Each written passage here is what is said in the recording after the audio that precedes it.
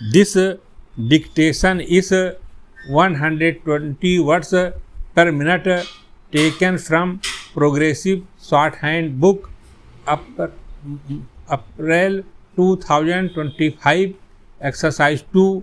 Please like, share and subscribe. Ready. It is totally contradictory to the spirit of the Sachar committee, which had a very socialist approach.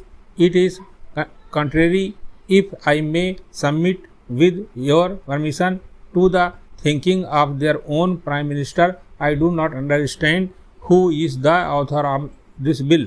I do not understand how this kind of omnibus bill without direction has been brought.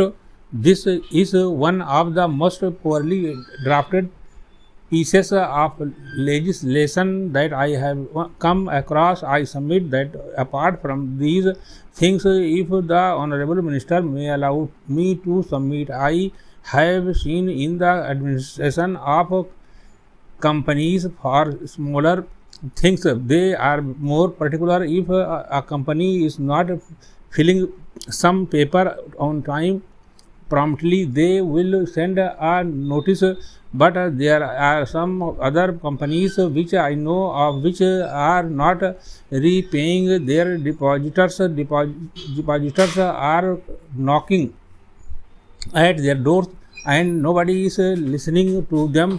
This kind of anomaly must be corrected, since this is a very important act in the sense that the entire corporate sector is administered by this act. If the government has any power to discipline companies, it is through this act, and if this act is treated in such a callous manner, I am at my wits' end to understand how larger companies will ever come within the framework of any discipline at all. They will not, whenever any controversy starts, start the controversy of the public sector and the private sector.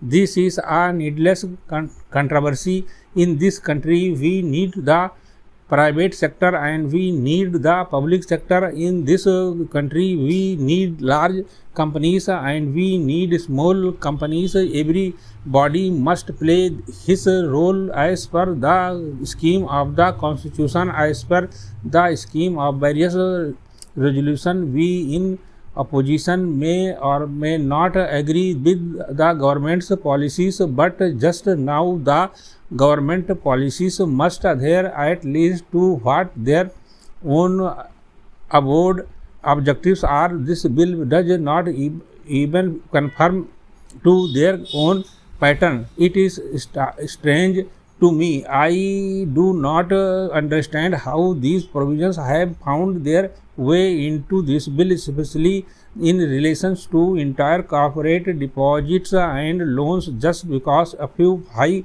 court judgments have clearly stated that a loan is different from a deposit. The reason you are giving is that this bill also includes the provision to plug loopholes and remove some lacunae. This is not a loophole or lacuna. Loans and deposits are two different things, but by an act of parliament we are trying to change the context and the meaning of the entire corporate operations and functions. Stop.